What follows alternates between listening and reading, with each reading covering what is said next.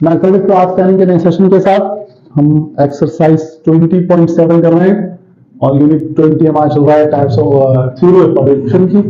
और यहाँ पर हम इसकी आज 20.7 की लास्ट वीडियो होगी। 20.7 यहाँ पर कंप्लीट हो जाएगी। क्वेश्चन नंबर 14 में लिखा है, जैसे कि हम वर्ड प्रॉब्लम्स कर रहे हैं इसके क्वेश्चन नंबर 14 में इसको पढ़ लेते हैं क्वेश्चन को, फिर इसको समझने की कोशिश करते हैं। कह रहा है parameter of N isosceles triangle is 36 centimetre, the altitude to unequal side of a triangle is 12 centimeter. Find the length of three sides of a triangle. इसमें तीन चार बातें आपको करने वाली है। एक वर्ष इसमें पैरामीटर आया हुआ है कि what is the parameter, parameter क्या होता है, उसके बाद एक आइसोसेलेस ट्रायंगल का लफ्ज है, ये भी आपको डिस्कस करना पड़ेगा, और एल्टीट्यूड का लफ्ज है, ये भी आपको डिस्कस करना पड़ेगा। एल्टीट्यूड ऑफ ट्रायंगल क्या होता है। सबसे पहले हम बात कर लेते हैं आइसोसेलेस ट्रायंगल की। आइसोसेलेस ट्रायंगल एक ऐसा ट्रायंगल होता है देखिए, ट्रायंगल की तीन साइड होती है और साइड्स के हिसाब से ट्रायंगल की तीन इकसाम होती है। एक आता है स्केलिन ट्रायंगल जिसमें तीनों में से कोई भी साइड बराबर नहीं होती है। एक आता है आइसोसेलेस ट्रायंगल जिसके अंदर दो साइडें बराबर होती है, तीसरी साइड की डिफरेंट होती है। और एक आता है इक्विलेटरल ट्रायंगल जिसमें तीनों साइडें बराबर होती हैं। यहाँ पर इसने आइसोसेलेस ट्रायंगल कहा है, इसमें दो साइडें इसकी बराबर है। ट्रायंगल बना लेते हैं और फिर उसके ऊपर बात करते हैं। यहाँ पर मैं एक फॉर एग्जाम्पल ट्रायंगल बना रहा हूं। मैंने ये ट्रायंगल बनाया इस तरह से कुछ, और ये साइड को मैंने कहा ये मेरे पास ए है, ये बी साइड है और ये साइड सी है। इस तरह नाम दिया। अब मैंने ए और सी को बराबर कर दिया, ये दोनों इक्वल साइडें हैं, और तीसरी साइड बी जो है वो मैंने अलग कर दी है, वो इक्वल साइड नहीं है। यानी कि आइसोसेलेस ट्रायंगल कैसा आइसोसेलेस ट्रायंगल बनाया मैंने, जिसमें ए सी के बराबर है और बी उसमें से अनइक्वल साइड है। उसके बाद प्लस पैरामीटर का मतलब क्या है, पैरामीटर का मतलब ये कहना किसी भी ज्योमेट्रिकल फिगर के अंदर जो हम साइड्स को सम कर लेते हैं, उसकी साइड्स को हम सम कर ले तो वो पैरामीटर कहलाता है। पैरामीटर होता है साइड को हम सम कर ले, यानी कि यहां पर पैरामीटर ऑफ ट्रायंगल, यहीं से हम बात शुरू करते हैं। सॉल्यूशन यहीं से स्टार्ट करते हैं हम कि सॉल्यूशन के अंदर सबसे पहले हम देखेंगे कि given that parameter is equal to 36 centimetre, और पैरामीटर यहां पर किसके बराबर होगा, पैरामीटर बराबर होगा यहां पर a plus B plus C equal to 36 के, यानी कि पैरामीटर हमारे पास तीनों साइड में होता है। अब यहां पर चूंकि ए सी के बाद है, लिहाजा मैं ये कह सकता हूं कि ये मेरे पास है A plus B plus A equal to 36। मैं यहां पे लिखता हूं since A is C is equal to A, since C is equal to A, लिहाजा ये रिसर्च हो गया। और फिर यहां से ये क्वेश्चन बन जाएगा हमारे पास 2a plus B equal to 36, और अगर इसमें से मुझे b निकालना हो तो ये b बराबर आ जाएगा 36 माइनस 2a के, और इसको मैंने क्वेश्चन नंबर 1 बोल दिया है, b equal to 36 minus 2a। ये मैंने आपको इतना करके दिखाया पैरामीटर के हिसाब से, क्योंकि b एडिटर साइड है, a और c तो आपस में बराबर हैं, इसलिए वो तो हम a निकालेंगे तो c निकल आएगा, c निकालेंगे तो निकल आएगा, लेकिन b हमें निकालना पड़ेगा। और b के लिए हमने कहा कि b जो है ना 36 माइनस 2a के बराबर होगा। ये b के लिए फॉर्मूला आ गया है। अब जब a या c निकालेंगे तो सब्स्टिट्यूट कर देंगे और वापस b आ जाएगा। जो आखिरी बार इसके ऊपर करेंगे ये है the altitude to unequal side of a triangle is 12 centimetre. Altitude basically height होती है उस साइड की, जिस साइड का उसने कहा है हमसे, उस साइड की हाइट। अब उस साइड की हाइट कहां से लेंगे, उस साइड की हाइट हमेशा लेंगे हम इस तरह से कि जो जिस साइड का हम एल्टीट्यूड निकाल रहे हो उस साइड का सेंटर होते, ये मैंने सपोज किया कि सेंटर है, इस सेंटर में मतलब होगा कि ये हिस्सा जो है ना ये b/2 रहेगा और ये हिस्सा भी b/2 रहेगा। यानी कि जो b है उसको जब मैं हाफ कर दूंगा तो उसका सेंटर आ जाएगा। उसके सेंटर से एक परपेंडिकुलर बनाएंगे a और c के दरमियान, ये मैंने बनाया परपेंडिकुलर, ये परपेंडिकुलर बन गया यहां पर और यहां पर भी, और देखिए तो परपेंडिकुलर बन गया। लिहाजा यहां पर आपके पास दो अगर राइट एंगल ट्रायंगल हो गए। एक राइट एंगल ट्रायंगल ऐसा है कि जिसमें ये साइड b, ये पॉइंट b है, ये पॉइंट a है, ये पॉइंट b है, और ये ऐसे, और यहां पर हम देखेंगे तो हमें आसानी होगी बात। अब इसके अंदर जो उसका हाइपोटेन्यूज है, इसके अंदर उसका हाइपोटेन्यूज है, उसको उसने अन्य का एल्टीट्यूड है, एल्टीट्यूड जो उसने 12 दिया है, एल्टीट्यूड 12 दिया है, यानी कि जो लाइन मैंने खींची है ये 12 सेंटीमीटर की है, ये लाइन 12 सेंटीमीटर की है। आप देख सकते हैं मेरे पास तीन साइड हो गई, एक साइड ये सी के बराबर है, एक साइड ये 12 सेंटीमीटर है, एक साइड ये 2, और यहां पर डिस्टेंस क्या है ट्रायंगल में, यहां पर a है 2b/2 है और 2 सेंटीमीटर है। अब चूंकि पहले b का फार्मूला 36 माइनस 2 ए की शक्ल में निकाला है, 2a की शक्ल में। लिहाजा मैं यहाँ पर वो वाला ट्रायंगल कैंसिल करूंगा जिसमें a है, जैसे ऊपर वाला ट्रायंगल कैंसिल करूंगा जिसमें एक साइड 12 सेंटीमीटर है, एक साइड b/2 है और एक साइड a है। अब आप अगर इस राइट एंगल ट्रायंगल देखें तो इसके में जहां पर राइट एंगल बनता है उसके अपोजिट एंगल में हाइपोटेन्यूज होता है। ये बात हमें पता है, हमने पाइथागोरस थ्योरम में पढ़ी है कि जो अपोजिट साइड होती है वो हाइपोटेन्यूज के बराबर होती है। तो हाइपोटेन्यूज जो है मेरा यहाँ पर गिवन है a, मेरे पास हाइपोटेन्यूज आ जाएगा और मेरे पास जो है वो बेस आ जाएगा और परपेंडिकुलर आएगा। देख लेते हैं इसको किस तरह से होगा। यहां पर हम लिखते हैं, पहले हमें बताना पड़ेगा कि क्या है कि एल्टीट्यूड जो है, एल्टीट्यूड ऑफ अनइक्वल साइड, ये मेरे पास बराबर है 12 सेंटीमीटर के। एल्टीट्यूड ऑफ अनइक्वल साइड मेरे पास बराबर है 12 सेंटीमीटर के। और अब हमारे पास एक राइट एंगल ट्रायंगल बन गया। हमने कहा कि in right angle triangle, in right angle triangle hypotenuse का स्क्वायर बराबर होता है बेस का स्क्वायर प्लस परपेंडिकुलर के स्क्वायर के। तो हाइपोटेन्यूज का स्क्वायर बराबर होगा, तो उसमें हाइपोटेन्यूज मेरे पास हो जाएगा a, तो a का स्क्वायर बराबर हो जाएगा बेस मेरे पास हो जाएगा b/2 का स्क्वायर प्लस परपेंडिकुलर मेरे पास हो जाएगा 12, तो 12 का स्क्वायर। ये मेरे पास मामला आ गया, इक्वेशन आ गई। अब मैं इसको सॉल्व कर लूंगा। अब आप देखिए इसको सॉल्व किस तरह से करेंगे।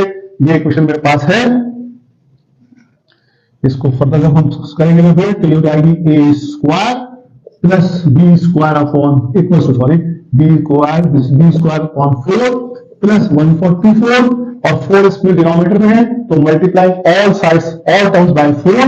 मैं लिख देता हूं ताकि आपको याद रहे कि मल्टीप्लाई ऑल टर्म्स बाय 4, ये हो जाएगा मेरे पास 4a square plus b square plus 576, 144 को 4 से मल्टीप्लाई किया है, sorry equals to 4a square equals to b square plus 576। अब ये जो b स्क्वायर है यहां पर b को वैल्यू इक्वेशन नंबर 1 से, इक्वेशन नंबर 1 से put the value of b from equation 1, equation 1 से मैं b की वैल्यू पुट कर दूंगा, तो ये मेरे पास हो जाएगा 4a square equals to 36 minus 2a का स्क्वायर प्लस 576। ये मेरे पास बन गई इक्वेशन। आपके पास 4a square equals to 36 minus 2a का होल स्क्वायर इक्वल्स टू 576। उसके बाद हम इसको फर्दर सॉल्व कर लेते हैं। a माइनस b के होल स्क्वायर से सॉल्व कराएंगे। ये आपके पास आ गया 4a स्क्वायर 36 का होल स्क्वायर माइनस 2 फॉर्मूले का 36 इंटू 2a प्लस 2a का स्क्वायर प्लस 576, तो बन गया आपके पास 4a square is equal to 1296 minus 36 4 का 36 2 72 और 72 2 का 144 हो जाएगा 144a प्लस ये आपके पास आ जाएगा 4a स्क्वायर प्लस 576। इक्वलिटी के दो साइड पे 4a स्क्वायर है, इसको हम कैंसिल कर देते हैं। हमारे पास बन गया मामला कुछ इस तरह से, ये हो गया माइनस 144a प्लस 1296, बल्कि इन दोनों को ऐड कर लेते हैं। इन दोनों को ऐड करेंगे तो आपस 12 और 9 और 7 9 6 9 7 16 का 86 का 1, 6 12 और 9 और 8 17 का 87 का 1 और 5 और 1 6 और 2 8 1872 आ गया मेरे पास, 1872 आ गया और ये इक्वल टू 0 हो गया। यहाँ पर देख लीजिएगा ये 4a स्क्वायर खत्म हो गया तो 0 हो गया। इसको मैंने ऐसे लिख लिया माइनस 144 को, 1296 को मैंने 576 में ऐड कर लिया है, तो मेरे पास आंसर आ गया है 1872 मेरे पास आंसर आ गया है। उसके बाद मैं इस 1872 को चूंकि मुझे a फाइंड आउट करना है लिहाजा मैं करूंगा minus 144a equals to minus 1872, ये माइनस माइनस से कैंसिल हो जाएगा, ये आएगा 144a इक्वल्स टू 1872 और ये a बराबर आ जाएगा 1872 डिवाइडेड बाय 144। इसको आप डिवाइड करके देख सकते हैं 13 के बराबर आ जाएगा, तो हमारे पास a जो है वो आ जाएगा 13 के बराबर। 13 के बराबर आ जाएगा। यहाँ पास a आ गया 13 के बराबर, उससे हम काट के तो आ जाता है, लेकिन थोड़ा टाइम इसमें लग रहा था। a इक्वल टू 13 हो गया। अब चूंकि a 13 आ गया, याद है हमने देखी जगह मुझे साइड निकालनी है, find the length of three sides of the triangle. तो a चूंकि 13 है तो लिहाजा c भी, therefore c जो है वो भी 13 होगा, क्योंकि सिंस a बराबर है c के, तो a भी 13 आ गया, c भी 13 आ गया। अब मैं यहाँ पर क्या करूंगा, फिर थोड़ी सी जगह बना के इस जगह पे मैं इस इक्वेशन में 13 को पुट कर दूंगा, तो मेरे पास b आ जाएगा। यहां पर मैं सॉल्व कर देता हूं इसको इस तरह से स्पेस बना के कि put a equals to 13 in equation 1, तो ये बन जाएगा मेरे पास b is equals to 36 minus 2 into a, और b इक्वल्स टू 36, a की जगह 13 रख देते हैं, 2 into 13, तो b equals to 36 minus 26 और b equals to 10। तो मेरे पास जो थ्री साइड्स आ गई, तो थ्री साइड्स मेरे पास आ गई ट्रायंगल की, थ्री साइड्स ऑफ ट्रायंगल जो मेरे पास आ गई है वो है a equals to 13, b equals to 10 और c equals to 13। a और c बराबर थे और b हमारे पास 10 आ गया। ये आपका क्वेश्चन नंबर 14 सॉल्व हो गया। क्वेश्चन नंबर 14 जो है उसके अंदर हमने देखा है कि पेरीमीटर दिया होता है आइसोसेलेस ट्रायंगल का, उसकी वजह से हमने बी निकाल लिया और ए और सी को हमने बराबर कर दिया, इसके अंदर बी निकाला था, और फिर हमने बी जिस एल्टीट्यूड बनाया था, एल्टीट्यूड बनाने से हमें राइट एंगल ट्रायंगल बना था, राइट एंगल ट्रायंगल फॉर्मूला लगा के हमने हाइपोटेनस का स्क्वायर इक्वल टू बेस का स्क्वायर प्लस परपेंडिकुलर का स्क्वायर लगा के, और इसमें से हमने ए निकाल लिया था, ए और सी बराबर थे, चूंकि इसको यहाँ पर पुट दिया और फिर इस ए को इस इक्वेशन में पुट किया हमने, तो हमारे सामने ये सॉल्यूशन आ गया। हमने सॉल्व कर लिया इस सवाल को। ये सेकंड लास्ट क्वेश्चन था 20.7 का। क्वेश्चन नंबर 14 आपके सामने सॉल्व हुआ है। अब इसके बाद हम आखिरी सवाल करेंगे अपने एक्सरसाइज का 20.7 का, क्वेश्चन नंबर 15 सॉल्व करेंगे। इसके बाद हम ये अब आपके सामने last question, question number 15 exercise 20.7 का लिखा हुआ है। कह रहा है the difference of two numbers is 5 and difference of their squares is 275। ये जब डिफरेंस है, डिफरेंस इससे पहले भी आपके पास आ चुका है, हम पहले बात कर चुके हैं। डिफरेंस का मतलब ये होता है कि हम दो नंबरों को जब सब्ट्रैक्ट करेंगे तो जो आंसर आएगा वो डिफरेंस है। हम दो नंबरों को आपस में सब्ट्रैक्ट करेंगे तो जो आंसर आएगा वो उसका डिफरेंस होगा। यानी कि दो नंबर ऐसे जिनमें से मैं माइनस करूंगा एक नंबर से तो 5 आएगा, और अगर उसी के स्क्वायर को माइनस करूंगा तो 275 आएगा। यहाँ पर अब नंबर सही नहीं किया, नंबर से कोई लिंक नहीं बताया आपस में, लिहाजा हमें दो नंबरों को अलग अलग सपोज करना पड़ेगा।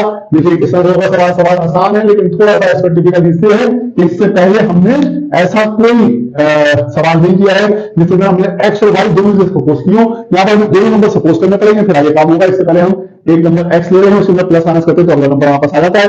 यहाँ पर ऐसा नहीं है, हम यहाँ पर कहेंगे let the two numbers be, let the required number लिख देते हैं, required numbers be x and y। x और y आपके पास रिक्वायर्ड नंबर है, तो जो कंडीशन इसमें दी हुई है हमने कहा अकॉर्डिंग टू गिवन कंडीशन, जो कंडीशन दी गई है उसके हिसाब से x minus y equals to 5 है, डिफरेंस दोनों का 5 है। इसको मैंने क्वेश्चन नंबर 1 कर दिया, और उनके स्क्वायर्स का डिफरेंस 275 है, यानी कि x square minus y square equals to 275 है। इसको मैंने क्वेश्चन नंबर 2 कर दिया।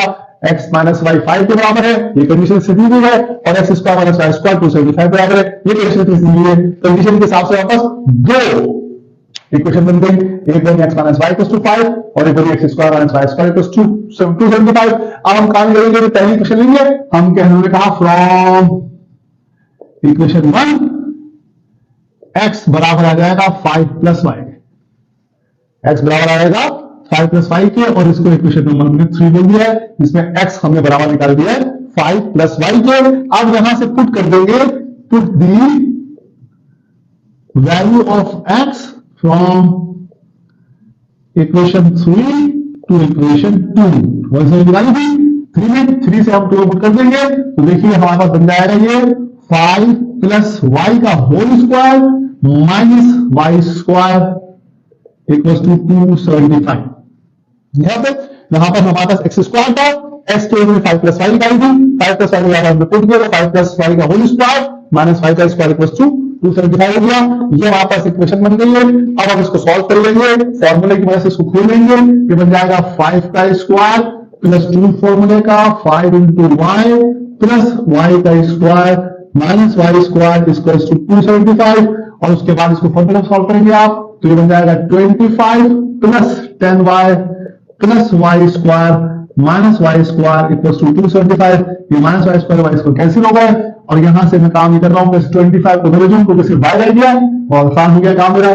10y इक्वल टू 275 माइनस 25, तो 10y बराबर आ जाएगा मेरे पास 250 है और यहां से मेरे पास y बराबर आ जाएगा 250 अपॉन 10 के। ये 0 से 0 कैंसिल हो गया और मेरे पास y बराबर आ गया 25 के। तो एक नंबर तो मेरे पास 25 हो गया। दूसरा नंबर निकालने के लिए मैं पुट कर दूंगा, पुट y इक्वल टू 25 तो मेरे पास आया है। मैं कहूंगा put y equal to 25 in equation 3, तो ये हो जाएगा मेरे पास x इक्वल टू 5 प्लस 25 और x इक्वल टू 30। तो मेरे पास जो दो रिक्वायर्ड नंबर है, the required numbers are the required numbers